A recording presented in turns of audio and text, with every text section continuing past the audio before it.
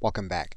Now, if you're going to go through the process of adding another vendor's product to your funnel, you can do that by coming to the shared products area. Now, typically, this is going to be a product that you'll already know is going to be added to this area, and you will have known with the vendor. However, you can find other products that are going to be available made by the vendor to the shared products area. And you can click request in order to be evaluated by that vendor to determine if they're going to allow you to add their product to your product funnel.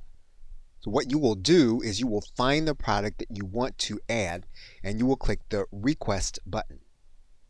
When you do that, you'll see the vendor's information on the right side in addition to the product information and everything that's available in terms of the revenue share.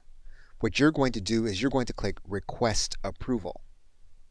Now in some cases, if you don't know the vendor or the vendor doesn't know that you're going to be applying, there could be a screening process that involves your vendor score or even the amount of revenue that you have generated on the WarriorPlus system.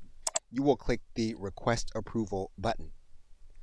Now you'll be required then to write notes to the individual that will be approving your request.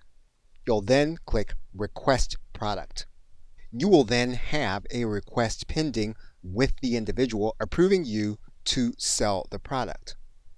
That individual will see your note. They will then write a response to you, and they will either deny or approve your request. You come back to your approval page and you refresh the page, you'll then see that your request has been approved.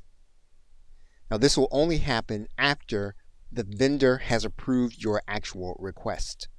Now that your approval is complete, that product will now be available as if it was a product that you created. That means then that you can now add it to one of your offers. And we will go over that process in the next video. Okay, so with that, thanks, and I will see you in the next video.